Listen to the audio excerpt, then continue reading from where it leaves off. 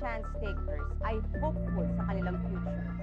Pero bago tuluyang makausad, kailangang harapin nila ang kanilang nakaraan, ang lahat ng kanilang nagawang pagkakamali, mga maiitim na sikretong kanilang itinatago, at mga problemang hanggang ngayon ay dinadala pa rin nila. Dapat harapin nila ang nakaraan. Kailangang harapin nila ang katotohanan. Mula nang pumasok ka sa showbiz, ikaw ba ay gumagamit pa ng anumang ipinagbabawal na gamot? Opo. Ikaw ba ay mayroon pang plano na gumamit pa ng anumang ipinagbabawal na gamot? Wala po.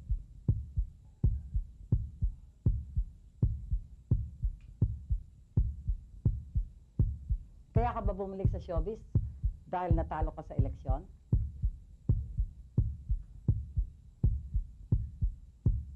Opo.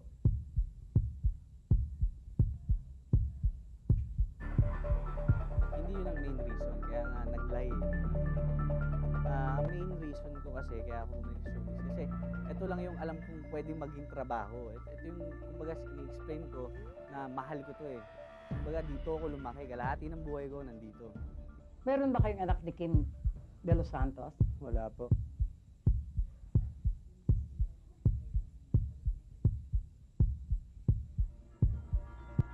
May anak ako sa ibang babae oh. Dalawa. 65% daw ang pagsisisi mo dahil pinili mo yung pag-aaral over your career? Opo.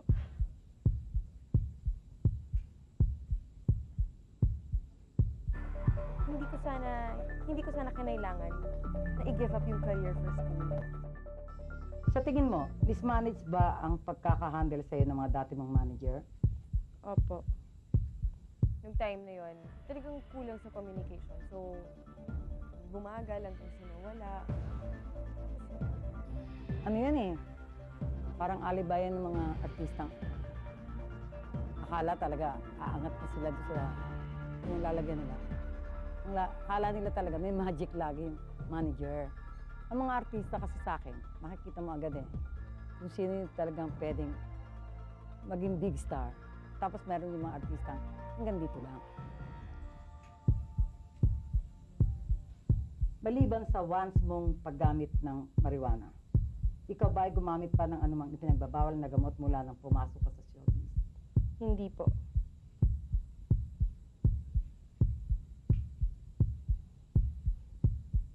Nakagamit ka na ba ng shabu o iba pang ipinagbabawal na gamot?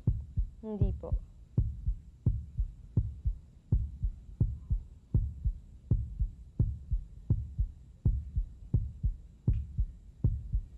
Mamaya, Nainggit ka ba kay Piolo Pascual? May chismis na bakla ka daw o bading. Totoo ba to?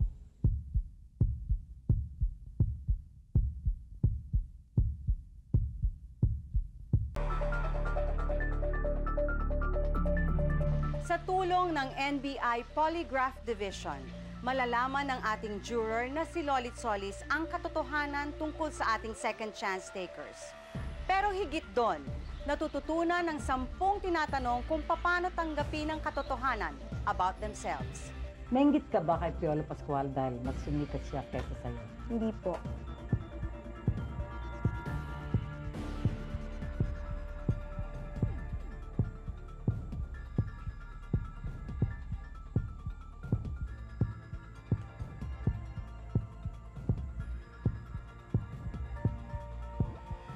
Sumali ka ba sa 30 days dahil may gusto ka patunayan sa pamilya ni Dominic Ochoa? Hindi po.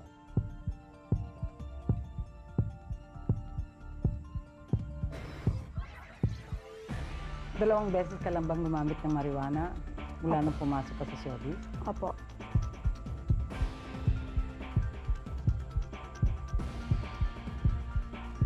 So, ginawa ko, binigyan ako ng isang stick. Inuwi ko sa house. Tapos, tama-tama, pagod ako, naisip ko na okay daw yung pagpagod, makakatulog ka. So, ginawa ko. Inay ko siya mag-isa. Tama ba naman yon?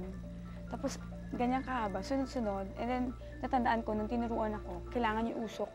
Huwag mong kukunin mo lahat. So, after na inubos ko isang buong ganon, higa na ako. And na-feel ko na nauhaw na ako. And tignan ko kay mate ko, hindi ako makahinga. kahit anong inom ng tubig, hindi talaga ako makahinga. So doon ako nagpanik.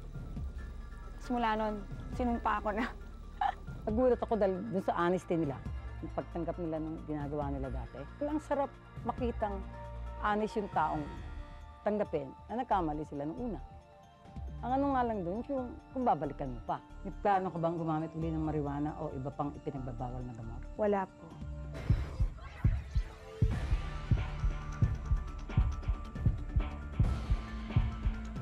May chismis na bakla ka daw o bading. Totoo ba to? Hindi po.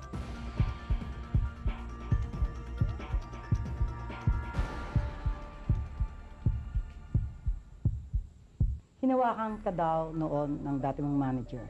Meron pa bang ibang sexual advances na ginawa ito sa'yo? Meron po.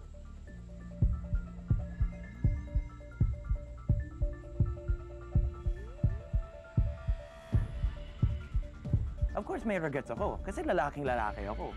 Pero, at the same time, 18 ako noon and biglaan yun. Hindi planned out yun eh. Nakapag-sex ka ba sa manager mo? Hindi po.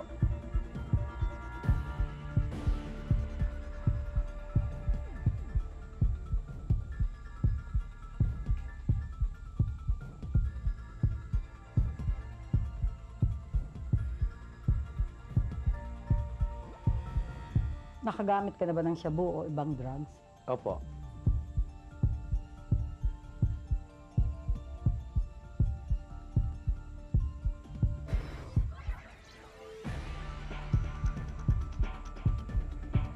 Plano po ba bang gumamit pa ng prohibited drugs? Opo.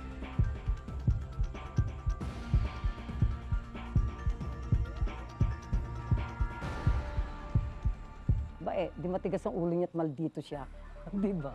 Alam mo yung totoo, sinasabi mo naman yung totoo, pero yung katawan mo or yung movements mo mukhang, mali, sinungaling ka eh.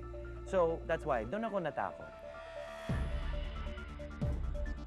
Mamaya, nauungkat ang mga hinanakit sa naglahong pag-ibig. Palagay mo, bumaksak ang karir mo dahil nabuntis mo si Raven?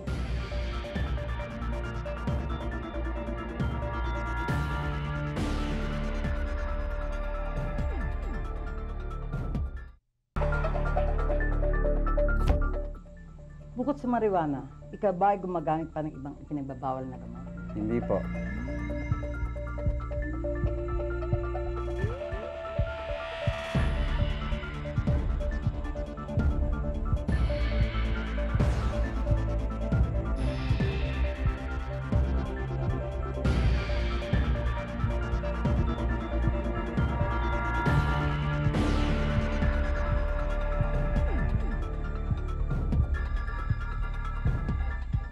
May plano ka pa bang gumamit uli ng marijuana o anumang ipinagbabawal na gamot?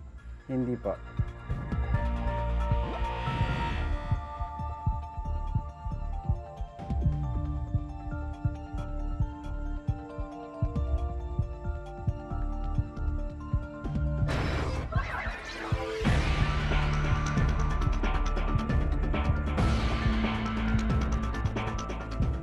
Mixed emotion ba ang feeling mo ngayon magkasama kayo sa 30 days na Raven? Opo.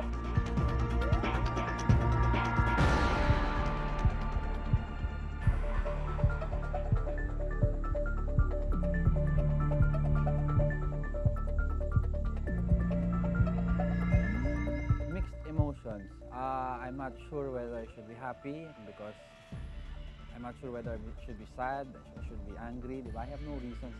At this point in time, I'm very neutral. Palagay mo, bumaksak ang karir mo dahil nabuntis mo si Raven? Hindi po.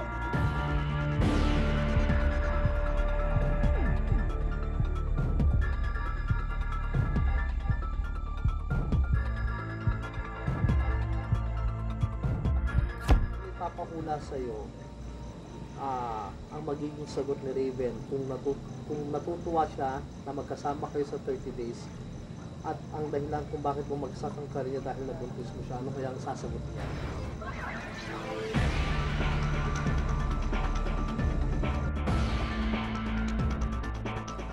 Wow. Magkakabuntis.